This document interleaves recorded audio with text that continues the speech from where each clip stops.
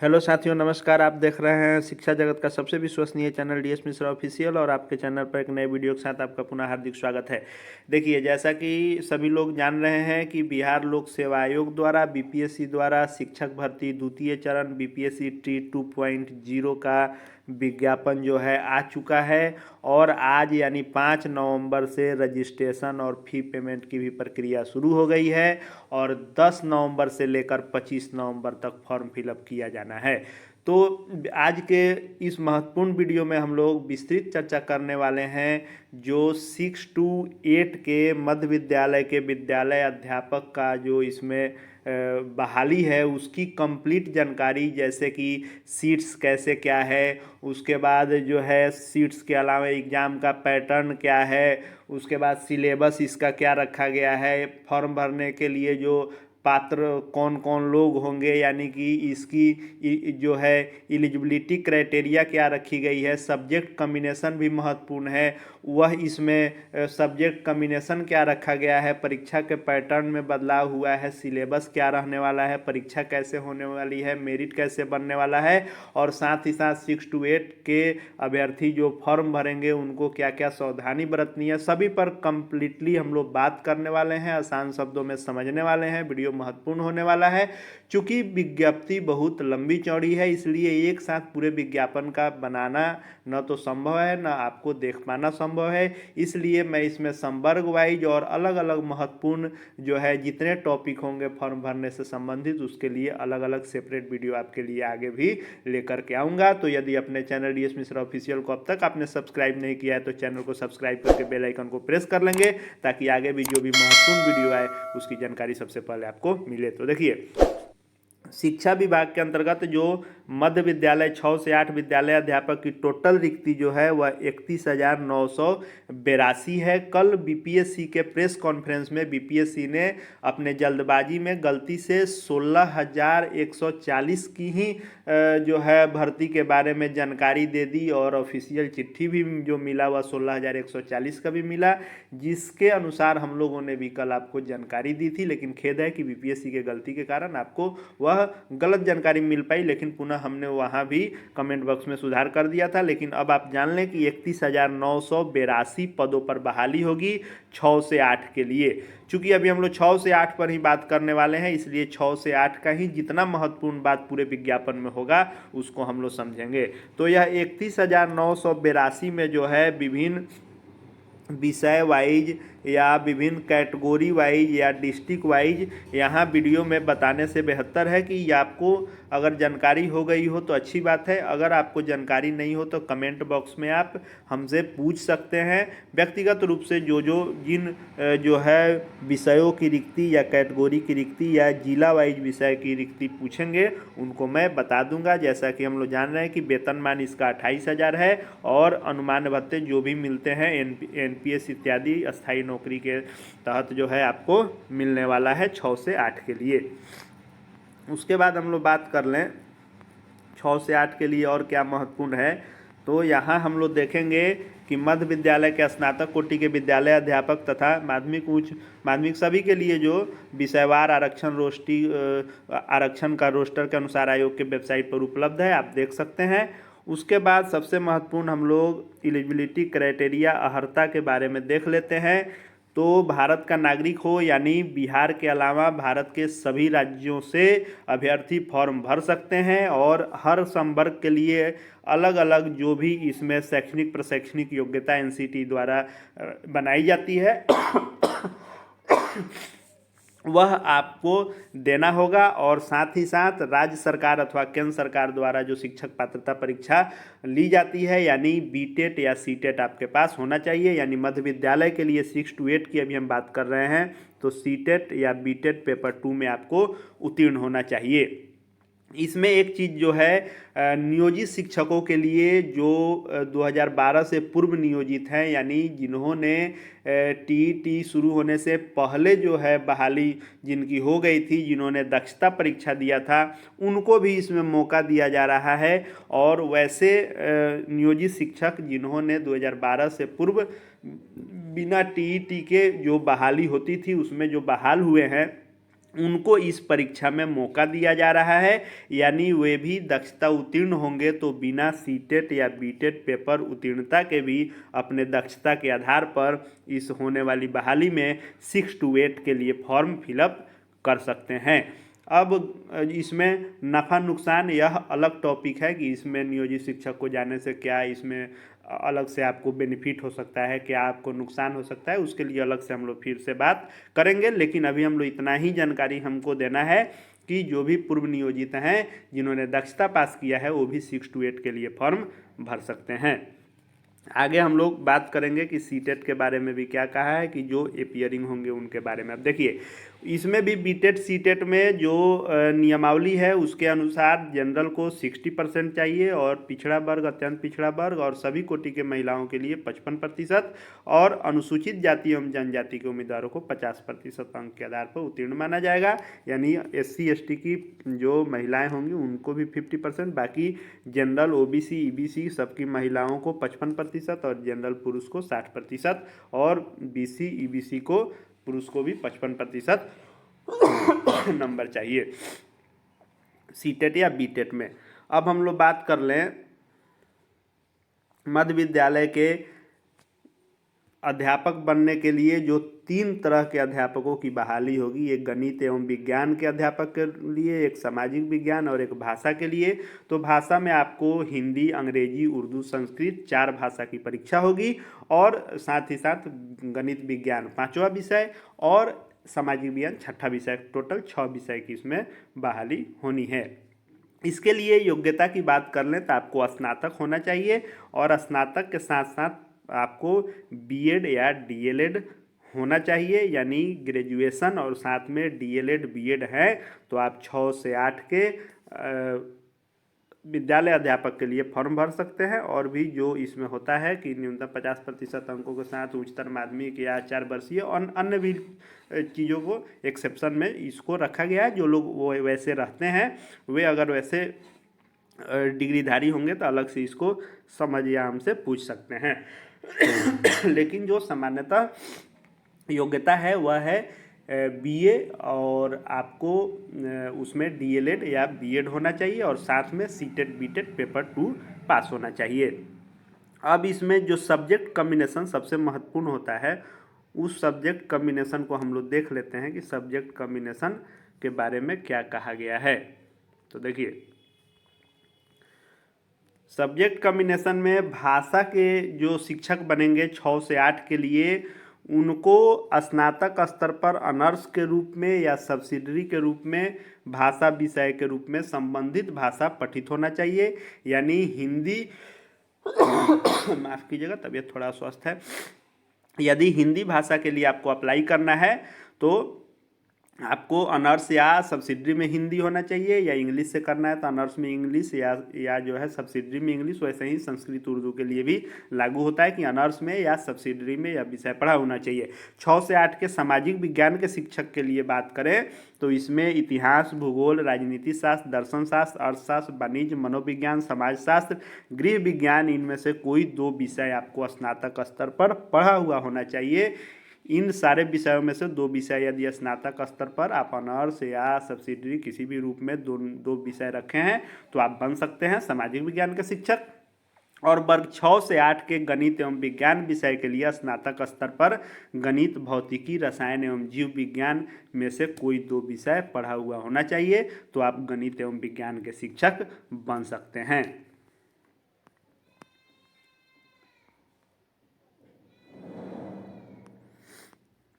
उसके बाद हम लोग बात कर लें जो 6 से 8 के लिए और क्या इसमें महत्वपूर्ण है तो वह है OBC और EBC स्कूलों में, यानी पिछड़ा वर्ग एवं अति पिछड़ा वर्ग स्कूलों में जो इसमें वैकेंसी शामिल की गई है उसके लिए मैं अलग से एक डिटेल्स में वीडियो लेकर आऊँगा कि उसके लिए कौन योग्य हो सकते हैं कौन नहीं योग्य हैं। उसके लिए कुछ चूँकि मैंने पहले ही बताया कि एक साथ पूरा वीडियो बनाने पर वीडियो बहुत लंबा हो जाएगा, देखने में भी आपको दिक्कत होगी।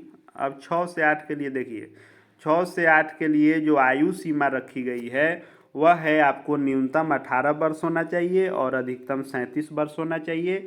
यह आपके लिए आयु रखी गई है, न्यूनतम 18 और अधिकतम 37 वर्ष। देखिए अभी हम सिर्फ 6 to 8 के लिए जो आपके लिए आवश्यक है उसकी बातें हम कर रहे हैं।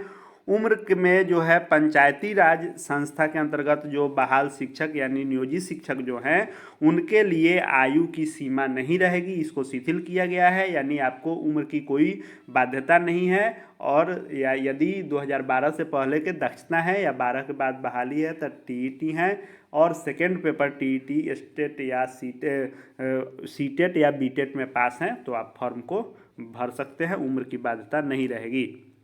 अब देखिए जो सबसे महत्वपूर्ण है लिखित परीक्षा की, आखिर परीक्षा का पैटर्न क्या रहने वाला है तो इसकी हम लोग चर्चा कर लें। तो जो परीक्षा का पैटर्न रहने वाला है 6 से 8 के लिए, उसी की हम लोग बात कर रहे हैं।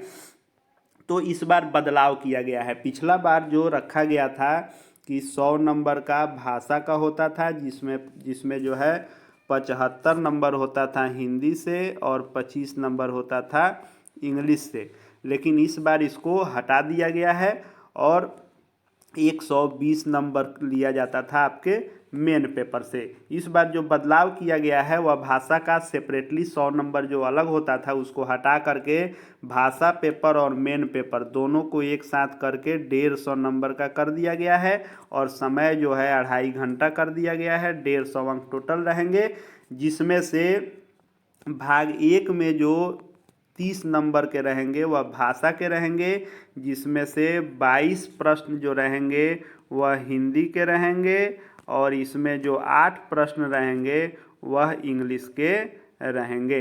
यानी 22 और 8 30 नंबर जो होगा, इसमें क्वालिफाइंग 30% यानी 9 नंबर आपको लाना अनिवार्य होगा, तभी आपका मेन पेपर का जांच होगा।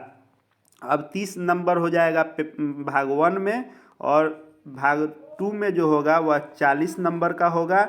इस 40 नंबर में आपको जो होगा वह सामान्य अध्ययन के विषय से होगा। जो यह 40 नंबर सेकेंड भाग है उसमें जो है आपको प्राथमिक गणित, मानसिक क्षमता परीक्षण यानी मैथ, रीजनिंग, सामान्य जागरूकता, करेंट अफेयर्स, जनरल साइंस, सामान्य विज्ञान, सामाजिक विज्ञान और भारतीय राष्ट्रीय आंदोलन, भूगोल एवं पर्यावरण, ईवीएस इत्यादि शामिल रहेंगे 40 नंबर में।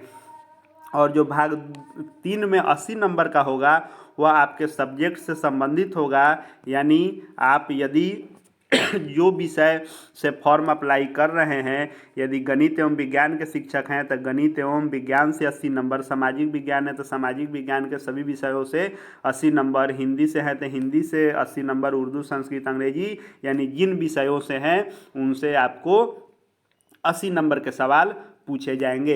यानी 30 नंबर भाषा के हो गए, उसके बाद आपको 40 नंबर जो है वह हो गया जो है जनरल हो गया, जीके, जीएस, मैथ, साइंस इत्यादि, और 80 नंबर आपके सब्जेक्ट से संबंधित हो गया। टोटल 150 नंबर की परीक्षा होनी है। परीक्षा जो होगी वह आपको एनसीईआरटी या एससीईआरटी दोनों को आपको ध्यान रख के, चूंकि एनसीईआरटी के ही बेस पर एससीईआरटी भी छपता है, तो मान लीजिए कि एससीईआरटी या एनसीईआरटी का स्तर का होगा।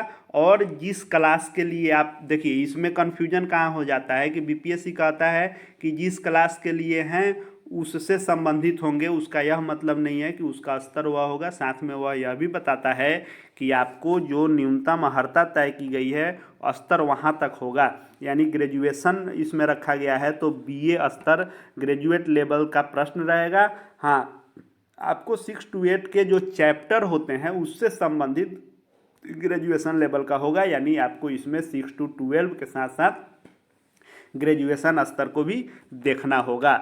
और इसमें जो ऑप्शन की बात होगी कि प्रश्नों के ऑप्शन कितने रहेंगे, तो प्रश्नों के ऑप्शन 5 रहने वाले हैं, और निगेटिव जो है इस बार नहीं रहने वाला है। तो निगेटिव नहीं रहेगा, ऑप्शन 5 रहेगा, जिसमें 3 ऑप्शन जो रहता है सामान्य ऑप्शन रहता है, चौथा ऑप्शन जो रहता है उपरोक्त में से एक से अधिक रहता है, और पांचवा जो रहता है वह रहता है कि इनमें से कोई नहीं।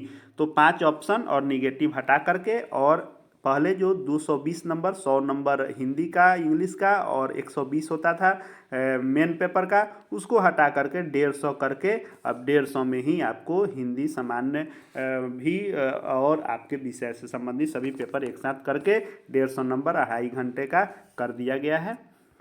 अब हम लोग बात कर लें जो आपके लिए महत्वपूर्ण 6 to 8 के लिए है वह है कि भाषा में जो है क्वालिफाइंग रहेगा। जैसा कि मैंने ऊपर ही बताया कि 30 नंबर में 9 नंबर आपको लाना है, जिसमें 22 नंबर हिंदी के सवाल रहेंगे, 8 गो इंग्लिश का रहेगा और 30 में से आपको 9 नंबर 30% लाना होगा। और जो है ऑब्जेक्टिव होंगे, जो परीक्षाएं होंगी, और गलत उत्तर के लिए निगेटिव मार्किंग नहीं होगी। उसके अलावा हम लोग बात कर लें कि मेगा सूची कैसे बनेगा। तो पिछले बार था कि मेगा सूची जो है आपके क्वालिफाइंग पर नहीं बन के मेन पेपर पर बनेगा, और यदि सेम नंबर होता है तो आपको जिनका जन्मदिन पहले का होगा उनको होगा। लेकिन इस बार बदलाव करते हुए कहा गया है कि जो इस बार भी होगा क्वालिफाइंग पर तो मेरिट नहीं बनेगा, 30 नंबर पर नहीं बनेगा, लेकिन उसका भी महत्व इस बार रखा गया है। कैसे कि अगर मान लीजिए मेन पेपर जो 120 नंबर में आपको सेम नंबर 2 अभ्यर्थी का हो जाता है, तो जो सेकेंड भाग होगा आपके विषय से संबंधित जो आपने चुना है, भाग भाग भाग 3 आपके विषय से जो 80 नंबर आने वाले हैं, उसमें जिसका अधिक नंबर होगा उसको मौका दिया जाएगा। अगर इसमें भी सेम हो जाता है तब आपका जो भाग 1 है भाषा का, जो क्वालिफाइंग नेचर का है, लेकिन अगर सेम मेरिट में 2 व्यक्ति आ जाते हैं तो इसमें जिसका अधिक नंबर होगा उसका होगा। उसके बाद फिर वही जो जन्मदिन के अनुसार जो नियम रहता है उसके अनुसार मेरिट बनेगा। बाकी जो है जो आरक्षण मिलता है उस अनुसार आरक्षण इत्यादि मिलेंगे। और जो मिनिमम क्वालिफाइंग होता है जनरल के लिए 40%, पिछड़ा वर्ग के लिए 36.5, अत्यंत पिछड़ा के लिए 34%, और आपको अनुसूचित जनजाति इत्यादि के लिए 32% होना है। इसमें किसी प्रकार का जो है साक्षात्कार नहीं होगा। और एक और महत्वपूर्ण जो समझने वाली बात है कि अधिमानता के संबंध में, तो आप जितने संवर्ग के लिए फार्म भर रहे हैं उसमें आपसे चॉइस मांगा जाएगा कि आपकी प्राथमिकता क्या है, सबसे पहले किस जो है पोस्ट पर आप मेरिट में चाहते हैं, उसके बाद कौन, उसके बाद कौन, और उसी तरह आपसे जिला भी चॉइस मांगा जाएगा कि 3 जिले का आपसे चॉइस मांगा जाएगा। और यदि आप मेरिट में आते हैं तो आपके चॉइस के अनुसार आपको जिला मिलेगा। अब सबसे महत्वपूर्ण बात है कि सीटेट 2024 उसको कह लें, क्योंकि जनवरी में इस बार परीक्षा होने जा रही है लेकिन दिसंबर में ही उसका ये होता है। तो फॉर्म भरना तो शुरू हो गया है, लेकिन ये पियरिंग वाले के लिए है कि हमको शामिल किया जा रहा है कि नहीं किया जा रहा है। तो देखिए यहाँ उससे संबंधित आप देख सकते हैं, बात लिखा हुआ है कि सभी वांछित प्रमाण पत्र यथा शैक्षणिक एवं शिक्षक पात्रता एवं दक्षता परीक्षा भी जो है आपको 25/11/2023 यानी 25 नवंबर तक निर्गत होना आवश्यक है। तो इसकी परीक्षा का शेड्यूल ही जो जारी किया गया है सीटेट जो है दिसंबर 23 का, उसके अनुसार जनवरी में परीक्षा होनी है, जबकि यह 25 नवंबर तक ही सभी प्रमाण पत्र मांग रहा है। तो फिलहाल इस विज्ञापन के अनुसार सीटेट दिसंबर वाले अपियरिंग को मौका नहीं दिया गया है। हालांकि इस पर मांग हो रहा है, तो अगर किसी प्रकार का संशोधन होता है और आपको शामिल किया जाता है तो उसका भी अपडेट आपके लिए मैं लेकर के आऊँगा। साथ ही साथ फॉर्म इत्यादि भरने में आपको बहुत सावधानी करना है, क्योंकि ना ही तिथि का विस्तार किया जाएगा, ना आगे आपको सुधार का मौका इसमें दिया जाएगा। इसीलिए फॉर्म भरने के लिए जो इस बार रखा गया है सो 2 प्रकार से इसका फॉर्म जो है पूर्ण रूप से भरवाया जा रहा है। पहला किया गया है कि इसमें आपको रजिस्ट्रेशन एवं पेमेंट जो है अलग हो रहा है और फॉर्म अलग भरा रहा है, यानी 5 तारीख से 14 तारीख तक आप पहले रजिस्ट्रेशन एवं फी पेमेंट कर लें। उसके बाद जो है ऑनलाइन फॉर्म 10 तारीख से 25 तारीख तक भरना है। और साफ लिख दिया गया है कि अविस्तारणीय इसको बढ़ाया नहीं जाएगा। और साथ ही साथ डॉक्यूमेंट अपलोड को भी आप 10 से 25 तक कर लें, बाद में सुधार का मौका नहीं होगा। जो भी डॉक्यूमेंट अपलोड करेंगे सावधानी से करेंगे, या तो खुद से कर रहे हैं तो सावधानी से करेंगे, या साइबर कैफ़े में फॉर्म भर रहे हैं तो सारे डॉक्यूमेंट अपलोड करने के बाद पहले व्यू करके एक एक डॉक्यूमेंट को देख लेंगे कि जिस जगह पर जो मांगा जा रहा है वहीं अपलोड किया है कि नहीं साइबर कैफ़े ने, तभी फाइनल सबमिट करेंगे। नहीं तो एक गलती से आपका मौका ख़त्म हो जाएगा, क्योंकि बीपीएससी ने साफ जो है 4 तारीख के प्रेस कॉन्फ्रेंस में कह दिया है कि किसी प्रकार के सुधार का मौका आगे हम नहीं देने वाले हैं। तो जो भी आपको आवश्यक डॉक्यूमेंट इसमें मांगा गया है उसको अपने पास आप उपलब्ध करके तब फॉर्म को भरेंगे, और फॉर्म सावधानी से भरेंगे, यानी आपको जो डॉक्यूमेंट चाहिए वह आपको जन्म तिथि के साक्ष्य के लिए मैट्रिक का चाहिए। उसके बाद विज्ञापन के अनुसार जो है शैक्षणिक प्रशैक्षणिक योग्यता चाहिए, और उसमें जो है आपको जो जिस भी कोटि में आप आते हैं उससे आरक्षण से संबंधित आपको अपलोड करना होगा। ईडब्ल्यू से आते हैं तो ओबीसी, ईबीसी आते हैं तो एनसीएल, और आप यदि एससी एसटी कैटेगरी से आते हैं तो जाति आवासीय इत्यादि आपको अपलोड करना है, और साथ में रखना भी है फोटो इत्यादि हाल का खींचा हुआ चाहिए। फ़ी की बात कर लें तो इसमें शुल्क रखा गया है 750 रुपये समान अभ्यर्थियों के लिए,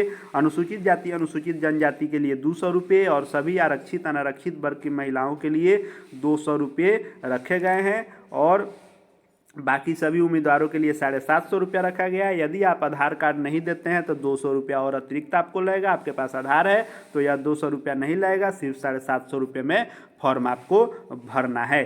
तो यही रहा 6 से 8 के संबंध में कंप्लीट जानकारी। इसके अलावा भी अगर कोई भी प्रश्न आपके मन में रह गया हो या कोई चीज़ आपको समझ में नहीं आ पाया हो और किसी प्रकार की क्यूरी इससे संबंधित 6 से 8 से संबंधित हो तो कमेंट बॉक्स में आप बेहिचक पूछ सकते हैं। आपको यथासंभव हर प्रश्न का जो है उत्तर मैं देने का कोशिश करूंगा, और आगे भी बीपीएससी ट्री 2 से संबंधित या शिक्षा जगत शिक्षकों से संबंधित या छात्र अभ्यर्थी जगत से जुड़ी हर लेटेस्ट अपडेट एवं न्यूज़ विश्वसनीय तरीके से जानते रहने के लिए डीएस मिश्रा ऑफिशियल चैनल को सब्सक्राइब करके बेल आइकन को प्रेस कर लेंगे। इस वीडियो को देखने के लिए आपका बहुत बहुत धन्यवाद।